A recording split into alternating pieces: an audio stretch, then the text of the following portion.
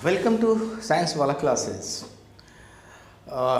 Today we are going to discuss a very important law, that is Rawls law. ये Rawls law क्या है, पहले उसकी statement हम पढ़ लेते हैं. क्या देखो लिखा है, partial vapour pressure of each component of solution of volatile components is directly proportional to the mole fraction of the component present in solution when temperature and volume of vessel remain constant. चलो statement तो मैंने पढ़ दिया, लेकिन इसे समझना ज़रूरी है ना. इसे समझने के लिए सबसे पहले आपको कुछ बेसिक फैक्ट्स मैं बता दूं. वो बेसिक फैक्ट्स क्या है कि अब ये जो लॉ लिखी गई है वो ऐसे सॉल्यूशन के लिए लिखी गई है जिसमें हम दो या दो से अधिक वोलाटाइल लिक्विड्स को मिला दिया. वोलाटाइल का मतलब क्या होता है? वोलाटाइल का मतलब है जिसको आप छोड़ दो तो वो वेपर में कन्वर्ट हो जाता है, इवापोरेट हो जाता है. लगभग सारे सॉल्वेंट, जितने भी सॉल्वेंट है, चाहे वो पानी ही ले लो, पानी भी वोलाटाइल है. कैसे? आप पानी को एक बाउल में, एक कटोरे में आप एक कटोरा भर करके आप अपने रूम में रख दो, जहाँ धूप भी नहीं लगती है. उस कोने वाले रूम में अपने रख दो जहाँ धूप भी नहीं पहुँचती है. और आप उसको एक महीने के बाद देखो, आप देखोगे कि पानी का लेवल थोड़ा नीचे चला गया. अब आप सोचोगे कि पानी कहाँ चला गया, बिल्ली पी गई? No no no.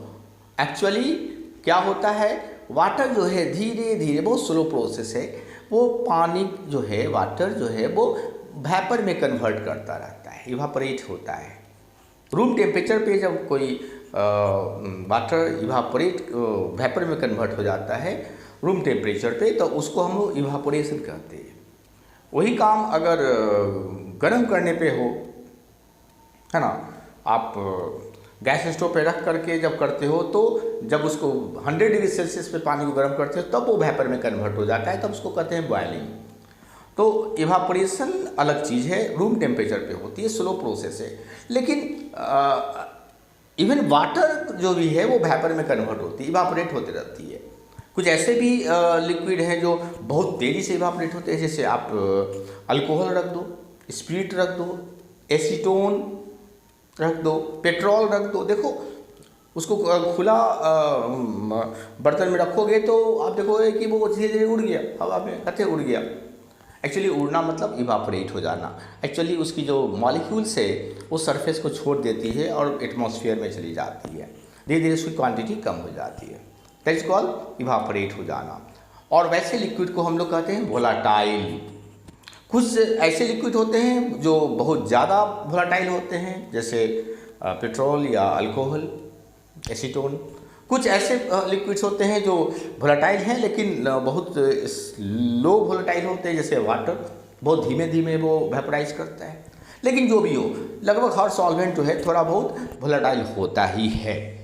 अब ऐसे दो या दो से अधिक वोलाटाइल लिक्विड्स को अगर आप मिक्स कर देते हो और एक क्लोज्ड वेसल में, एक बंद बर्तन में आप उसे रख देते हो, तो क्या होगा? उस बंद बर्तन में जो खाली स्पेस है, लिक्विड के ऊपर जो खाली स्पेस है, उसमें क्या होगा? दोनों लिक्विड, सपोज दो लिक्विड आपने लिया है वेपोराइज, दोनों लिक्विड वेपोराइज करेगा, दोनों वोलाटाइल है, दोनों अपना अपना वेपर निकालेगा. और कहाँ वो वेपर कहाँ जमा होगा? वो लिक्विड के ऊपर खाली स्पेस में. चूँकि बंद कंटेनर है तो वो एटमॉस्फेयर में नहीं जाएगा, वो उसी में रह जाएगा. तो अब जो वेपर, टोटल वेपर प्रेशर होगा और जो इंडिविजुअल वेपर प्रेशर होगा वो कितना होगा, वो समझने के लिए ही हम लोग रॉल्स लॉ इस्तेमाल करते हैं. तो इस रॉल्स लॉ को समझने के लिए सबसे पहले आप कुछ बेसिक फैक्ट्स जान लो. बेसिक फैक्ट क्या है?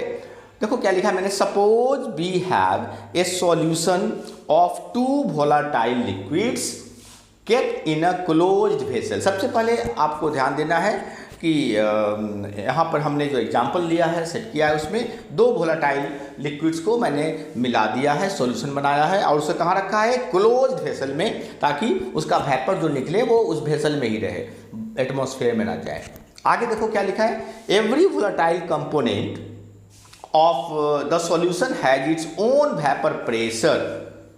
एवरी कंपोनेंट, कंपोनेंट का मतलब क्या होता है, जैसे मैंने आप को दो तरह की लिक्विड्स को मिलाया, एक का नाम ए रखा है, एक का नाम बी रखा, तो ए को कहेंगे कंपोनेंट, बी भी कंपोनेंट कहलाया, और ए और बी मिलकर के सॉल्यूशन बनी। तो सॉल्यूशन में जिस जिस गैस को मैंने मिक्स किया है, उस प्रत्येक गैस को, एवरी गैस को हम कंपोनेंट के नाम से बुलाते हैं। तो एवरी वोलेटाइल कंपोनेंट, सपोज हमने ए और बी को मिलाया, तो ए कंपोनेंट हुआ, बी कंपोनेंट हुआ, तो हर कंपोनेंट की बात हो रही है, इंडिविजुअल कंपोनेंट की मैं बात कर रहा हूँ। तो एवरी वोलेटाइल कंपोनेंट, अगर कोई ए गैस है और बी गैस, बी लिक्विड है, A liquid and B liquid की बात मैं कर रहा हूँ, तो ए वोलेटाइल जो लिक्विड है of the solution has its own vapor pressure if kept alone in the same vessel of same volume at same temperature। अगर आप उसमें का एक लिक्विड लीजिए, ए लिक्विड लिया आपने, और उसको उसी वेसल में अकेले रख दीजिए जिस वेसल में आपने मिक्सचर को रखा हुआ है, तो उस अकेले मतलब वेसल में वो अकेले अगर एक लिक्विड को आप रखोगे, अकेला एक कंपोनेंट को रखोगे, तो जो वेपर प्रेशर बनाएगा उस क्लोज्ड वेसल में, उसी वेसल में जिसमें आपने मिक्सचर रखा है, तो उस अगर अकेले अगर एक लिक्विड को, जैसे आपने वाटर को रख दिया, तो वाटर को रख करके देखो कि कितना वेपर प्रेशर बनाता है। तो एलोन, अगर कोई कंपोनेंट एलोन अगर वेपर प्रेशर बनाता है उसी वेसल में, जिस वेसल में आपने सॉल्यूशन को रखना है, तो उस प्रेशर को हम लोग लिखते हैं पी नॉट, पी नॉट से रिप्रेजेंट करते हैं। तो पी नॉट वो प्रेशर है जो जो हमने कंपोनेंट इस्तेमाल किया है, लिक्विड कंपोनेंट, उसका अकेला का वेपर प्रेशर है, अकेला, जब वो सिंगल होगा वेसल में। तो चूंकि दो हमने कंपोनेंट लिया है, दो वोलेटाइल लिक्विड्स मिक्स किया है, तो दोनों का वेपर प्रेशर पी नॉट अलग अलग होगा, ए का अलग होगा, बी का पी नॉट अलग होगा। ठीक है, सपोज ए का जो पी नॉट है उसको हम लोग कहेंगे पी ए नॉट, और बी का जो पी नॉट है उसको हम लोग कहेंगे P B naught for example. तो दोनों का पी नॉट अलग होगा। पी नॉट क्या है, आई रिपीट, अगर एक लिक्विड वोलेटाइल लिक्विड को अकेले एक वेसल में रखा जाए, तो जो प्रेशर वो बिल्डअप करेगा, उसका वेपर प्रेशर जो बिल्डअप होगा, लिक्विड वेपराइज होगा ना, लिक्विड तो वेपराइज होता रहेगा, तो उस वेपर जो इक्विलिब्रियम पोजीशन में आने के बाद जो वेपर प्रेशर बनेगी लिक्विड सरफेस के ऊपर, उसको हम लोग पी नॉट कहेंगे, है ना, जो एक पार्टिकुलर वोलेटाइल लिक्विड के लिए फिक्स होती है और सभी के लिए अलग होगी। वाटर का अलग होगा, अल्कोहल का अलग होगा, एसीटोन का अलग होगा। चलो अब आगे क्या लिखता है, बट व्हेन टू और more volatile components are mixed to form a solution, और अगर सपोज दो वोलेटाइल लिक्विड्स का मैंने पी नॉट अलग अलग निकाल लिया, दोनों का अलग अलग होगा, डिफरेंट होगा, है ना, वाटर का अलग होगा, अल्कोहल का अलग होगा। अब इस दोनों, सपोज वाटर और अल्कोहल को आपने मिक्स कर दिया और उसी वेसल में रख दिया, बट व्हेन टू और more volatile components are mixed to form a solution, जब आप दोनों को मिक्स कर देते हो, एक सॉल्यूशन बना देते हो, and kept in the same vessel, और उसी वेसल में रखते हो जिसमें अभी अभी आपने अकेले लिक्विड्स को रखा था, of the same volume, then vapour pressure of individual component becomes less. उस हालात में जब आप दो लिक्विड्स को मिला देते हो और तब उसी वेसल में रखते हो, और तब आप देखते हो कि भैया ए का वेपर प्रेशर कितना है और बी का वेपर प्रेशर कितना है, तो आप देखोगे कि अरे ए का वेपर प्रेशर तो कम हो गया। पहले तो पी नॉट पी नॉट था, लेकिन अब वेपर प्रेशर पी नॉट से कम हो गया, दोनों का कम हो गया। अगर वाटर का vapour pressure P A not था, तो अब मिलाने के बाद, अल्कोहल से मिलाने के बाद अब हम वाटर का वेपर प्रेशर चेक कर रहे हैं मिक्सचर में, सॉल्यूशन में। तो अब देख रहे हैं कि वाटर का इंडिविजुअल जो वेपर प्रेशर है वो इस वैल्यू से, अपने ओरिजिनल वैल्यू से, अपने अकेले वाले वैल्यू से कम हो गया। तो वेपर प्रेशर जो होती है वो सॉल्यूशन में घट जाती है। ये क्यों होता है? बिकॉज आपने दो कंपोनेंट्स को, दो अलग अलग लिक्विड्स को आपने मिला रखा है। और ये वेपर प्रेशर जो है वो पी नॉट ओरिजिनल था, जब ये अकेले था, जब वाटर अकेले था तो पी ए नॉट था। लेकिन जब उसको अल्कोहल के साथ मिला दिया तब उस सॉल्यूशंस में सिर्फ वाटर का हम वेपर प्रेशर चेक करेंगे तो पी ए नॉट ना मिल करके आपको उससे कम वैल्यू मिलेगी। मतलब vapour pressure of individual component becomes less, दोनों का घट जाएगा। वाटर का भी वेपर प्रेशर अकेले में घट जाएगा, मतलब अकेले मतलब कि सॉल्यूशन में अगर सिर्फ वाटर वेपर का प्रेशर आप चेक करोगे सॉल्यूशन के ऊपर तो वो कम होगा, और अल्कोहल का भी अगर वेपर प्रेशर आप चेक करोगे सॉल्यूशन के ऊपर तो भी वो भी कम होगा। किसके रिस्पेक्ट में कम होगा? उसके अकेले के रिस्पेक्ट में। जब वो अकेला था उस वेसल में जो वेपर प्रेशर बना रहा था अब वो नहीं है, उससे कम हो गया। तो इसका क्या कारण है वो समझते हैं हम लोग।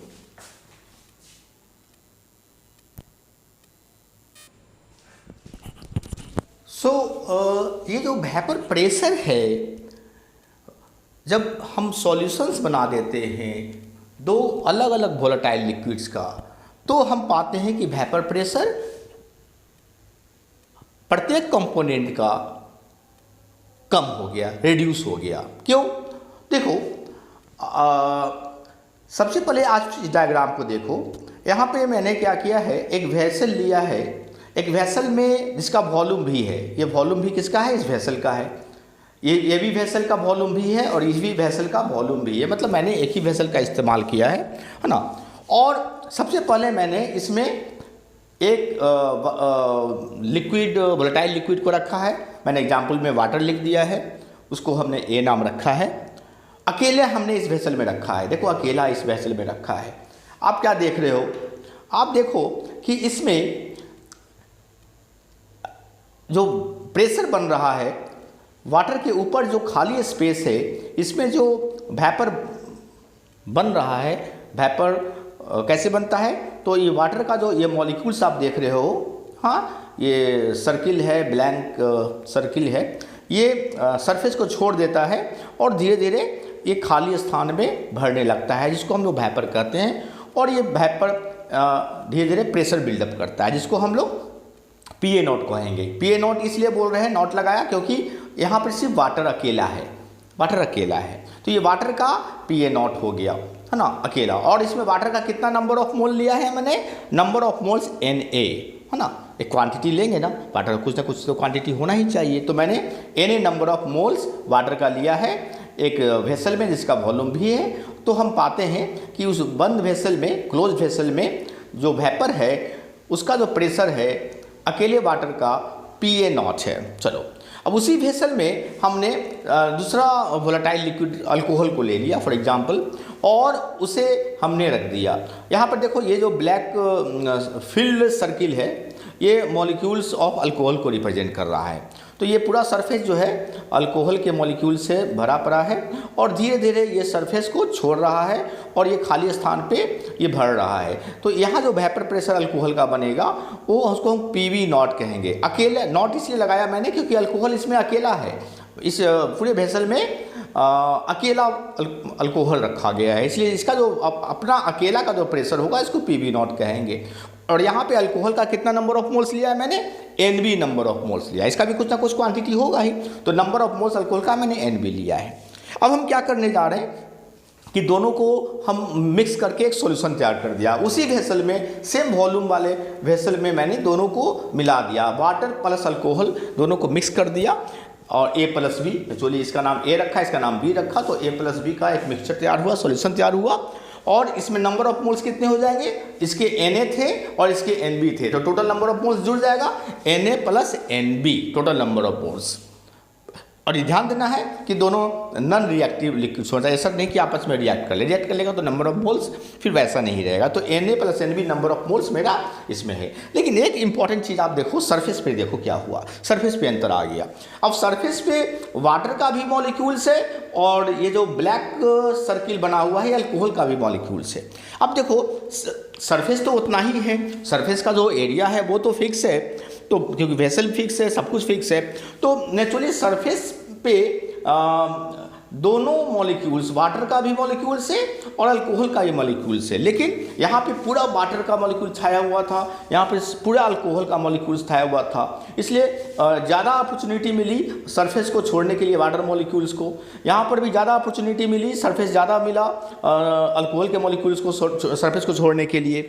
लेकिन यहाँ पे देखो सरफेस को दोनों शेयर कर रहा है, कुछ पार्ट, कुछ fraction of surface water molecules को मिला और कुछ फ्रैक्शन ऑफ सरफेस अल्कोहल के मॉलिक्यूल्स को मिला, जिससे क्या हुआ कि वाटर को कम ही अपॉर्चुनिटी मिल रही है सरफेस को छोड़ने के लिए। इसलिए वाटर का जो वेपर बनेगा इस इलाके में, वो प्रेशर जो है वो पीए जो है वाटर का जो प्रेशर बना वो कम हो जाएगा इसके रिस्पेक्ट में, क्योंकि यहाँ पे सरफेस वाटर को कम मिला, क्योंकि कुछ सरफेस तो अल्कोहल को भी मिलेगा, तो अल्कोहल का भी इसी तरह से कम हो गया, अल्कोहल का भी जो प्रेशर पीवी है वो पीवी नॉट से कम हो गया। तो एक्चुअली में जो प्रेशर जो कम हो जाता है, इसके पीछे यही कारण है कि सरफेस जो है उसको फ्रैक्शनल पार्ट में बढ़ जाती है। कुछ सरफेस वाटर मॉलिक्यूल्स को मिला, ए लिक्विड्स को मिला और कुछ बी लिक्विड्स मतलब अल्कोहल को मिला। अब देखो यहाँ पर ये लिखा है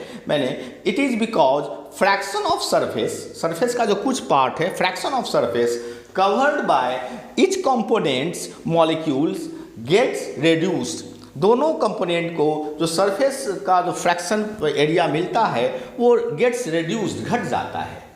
so number of molecules escaping from surface is also reduce. इसलिए जो सरफेस, जितना मॉलिक्यूल सरफेस को छोड़ करके स्केप कर रहा है, भाग रहा है, बाहर निकल रहा है, सरफेस को छोड़ के बाहर जा रहा है, उसकी संख्या भी घट जाएगी क्योंकि सरफेस कम मिल रहा है, also reduce. And therefore vapour pressure of each component is reduce. इसलिए वेपर प्रेशर जो है दोनों कंपोनेंट का घट जाता है। This reduces the vapour pressure of each component, this reduced vapour pressure, ये जो वेपर प्रेशर घट गया पीए और पीवी है ना, ये तो पीए नॉट था, पीवी नॉट था जब अकेला था, लेकिन जब मिक्सर में अब इसका जो प्रेशर क्या हो गया, पीए और पीवी हो गया। तो ये जो रेड्यूस्ड है, ये जो घटा हुआ प्रेशर है, this reduced vapour pressure of each component is called partial vapour pressure of component present above the solution. जो सॉल्यूशन के ऊपर जो वेपर प्रेशर है, तो इंडिविजुअल कंपोनेंट का जो घटा हुआ रेड्यूस प्रेशर है उसे ही हम कहते हैं partial vapour pressure of component, etch component. तो ये जो पीए पीवी हुआ इसको हम लोग क्या कहेंगे, पार्शियल वेपर प्रेशर, जो घटा हुआ प्रेशर है। क्यों घटा वो आपने देखा, क्योंकि सरफेस जो है वो दोनों के बीच में बट गया, कुछ सरफेस वाटर के मॉलिक्यूल को मिला, कुछ सरफेस अल्कोहल के मॉलिक्यूल को मिला, इसलिए सरफेस को छोड़ने की अपॉर्चुनिटी घट गई। यहाँ पे पूरा का पूरा सरफेस जो कवर था वो वाटर मॉलिक्यूल से कवर था, इसलिए ज़्यादा अपॉर्चुनिटी मिला वाटर मॉलिक्यूल्स को सरफेस को छोड़ने के लिए। यहाँ पर भी अल्कोहल जब अकेले था तो सारा सरफेस पर अल्कोहल का ही मॉलिक्यूल्स था, तो ज़्यादा अपॉर्चुनिटी मिला अल्कोहल के मॉलिक्यूल्स को सरफेस को छोड़ने के लिए। लेकिन यहाँ पे दोनों को जो सरफेस मिला वो बढ़ गया, वो रेड्यूस हो गया। सरफेस वाटर को भी कम मिला, अल्कोहल को भी कम मिला, उतना ही सरफेस को उन लोगों को शेयर करना था। इसलिए नेचुरली है कि अल्कोहल को कम अपॉर्चुनिटी मिलेगी अपना वेपर को स्केप करने के लिए, और वाटर को भी कम अपॉर्चुनिटी मिली सरफेस को छोड़ने के लिए। इसलिए वेपर प्रेशर जो हुआ वो दोनों का घट गया।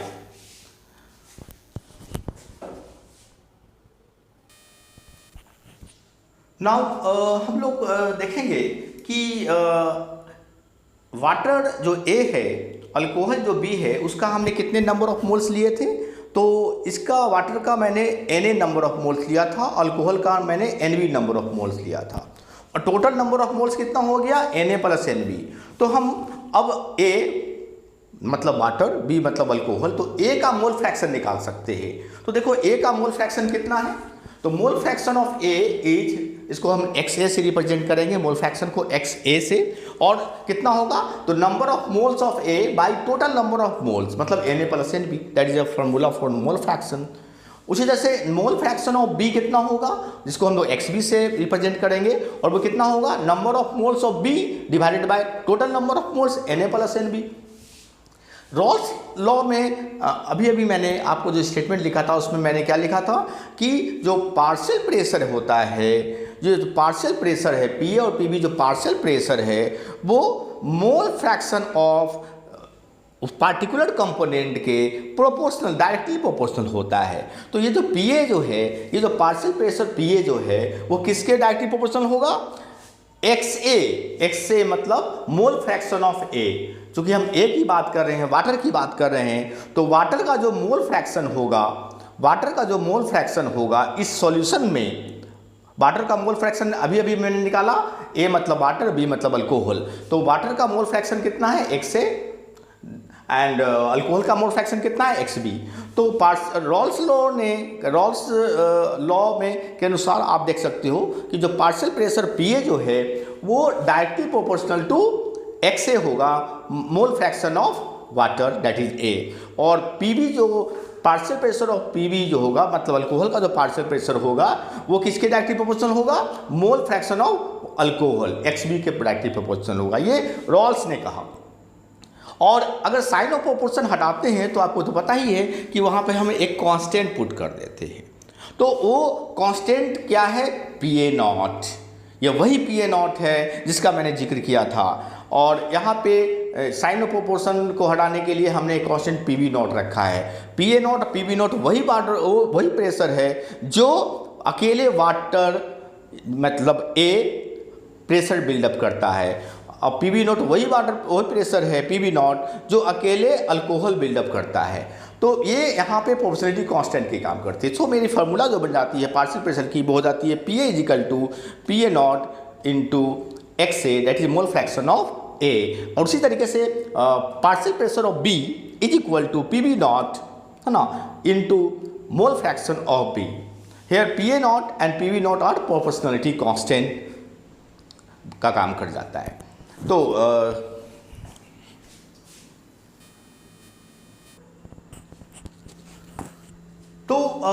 एक इम्पॉर्टेंट फैक्ट आपको मालूम होगा कि जो मोल फ्रैक्शन है XA और XB, A का मोल फ्रैक्शन को मैंने XA कहा और B का मोल फ्रैक्शन को मैंने XB कहा।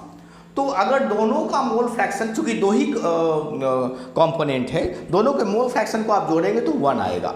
Okay, this is what we know already.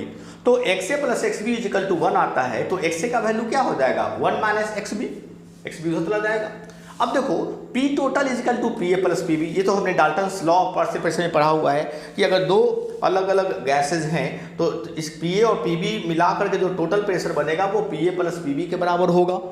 PA के जगह पर मैंने अभी अभी फॉर्मूला निकाला PA0 into XA that is mole fraction of A, अभी अभी रॉल्स लॉ के अनुसार निकाला, और PB कितना होगा, PB0 इंटू XB मतलब मोल फ्रैक्शन ऑफ B, अभी रॉल्स लॉ के अनुसार निकाला। अब XA जो है मोल फ्रैक्शन ऑफ A के जगह पर हम 1 माइनस XB लिख सकते हैं, 1 minus mole fraction of B। तो ये जब मैंने रखा तो इसको डिस्ट्रीब्यूट कर दिया PA0 into 1 PA0 into XB, तो ये PA0 minus PA0 XB distribute कर दिया। मैंने इसको रीअरेंज किया, प्लस वाले को आगे माइनस वाले को पीछे रखा और XB मैंने कॉमन ले लिया। तो मेरा ये टोटल फॉर्मूला, फाइनल क्या फॉर्मूला बनता है, P टोटल मतलब टोटल यहाँ का जो प्रेशर होगा, जो वेपर प्रेशर होगा, टोटल वेपर प्रेशर दोनों मिला करके वो कितना होगा, PA0 मतलब वाटर का अकेला वेपर प्रेशर, A का अकेला वेपर प्रेशर, प्लस PB0 का मतलब अल्कोहल मतलब B का अकेला वेपर प्रेशर, माइनस PA0 मतलब माइनस वाटर का A का अकेला का वेपर प्रेशर, इनटू XB मतलब मोल फ्रैक्शन ऑफ B। मतलब P टोटल जो है वो किस पे डिपेंड कर रहा है, PA0 PB0 तो चलो अपनी जगह पर है ही, साथ में XB मतलब P टोटल किस पे डिपेंड कर रहा है, मोल फ्रैक्शन ऑफ बी। और देखो ध्यान से देखो, एक ही कंपोनेंट है एक्स बी, एक्स ए नहीं है एक्स बी, तो मतलब जो पी टोटल है, जो टोटल पे वहाँ पे प्रेशर बनता है सॉल्यूशन के ऊपर, वो किसी एक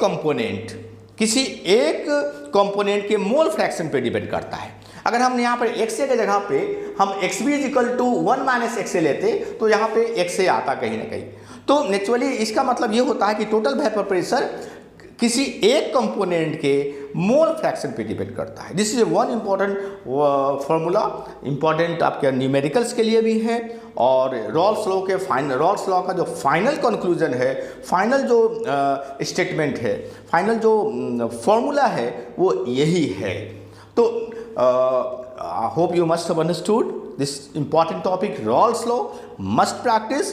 न्यूमेरिकल के लिए भी इंपॉर्टेंट है, कंसेप्ट के लिए भी इंपॉर्टेंट है, केमिस्ट्री का एक बहुत ही इंपॉर्टेंट ये टॉपिक है। Okay, thank you.